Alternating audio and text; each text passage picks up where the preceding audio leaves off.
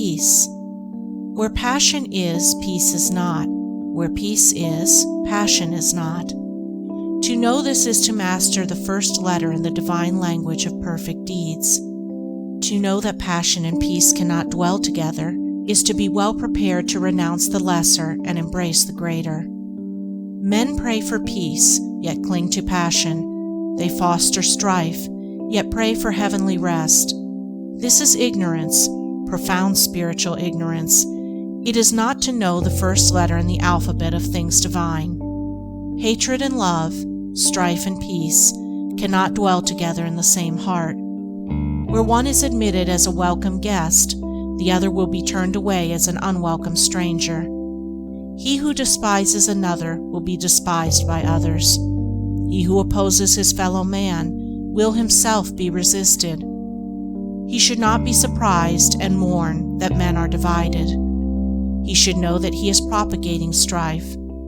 He should understand his lack of peace. He is brave who conquers another, but he who conquers himself is supremely noble. He who is victorious over another may, in turn, be defeated, but he who overcomes himself will never be subdued. By the way of self-conquest is perfect peace achieved.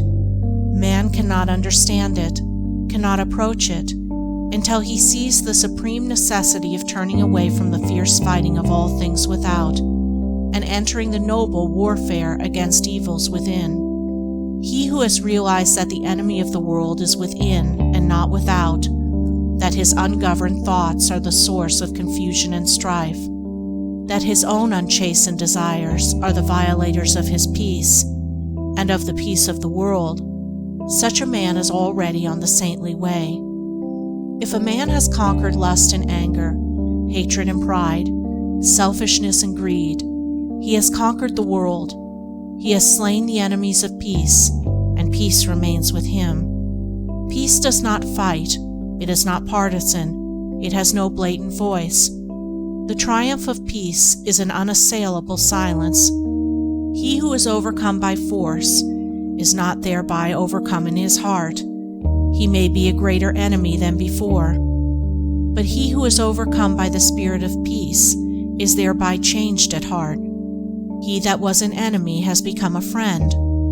Force and strife work upon the passions and fears, but love and peace reach and reform the heart. The pure-hearted and wise have peace in their hearts. It enters into their actions. They apply it in their lives. It is more powerful than strife. It conquers where force would fail. Its wings shield the righteous. Under its protection, the harmless are not harmed. It affords a secure shelter from the heat of selfish struggle. It is the refuge for the defeated, a tent for the lost, and a temple for the pure. Where peace is practiced and possessed and known, then sin and remorse, grasping and disappointment, craving and temptation, desiring and grieving, all the turbulence and torment of the mind, are left behind in the dark sphere of the self to which they belong, and beyond which they cannot go. Beyond where these dark shadows move, the radiant plains of divine beatitude bask in eternal light, and to these, the traveler on the high and holy way comes in due time. From the blinding swamps of passion, through the thorny forests of many vanities, across the arid deserts of doubt and despair, he travels on, not turning back nor straying from his course. He ever moves toward his sublime destination, until at last he comes, a humble and lowly, yet strong and radiant conqueror, to the beautiful city of peace.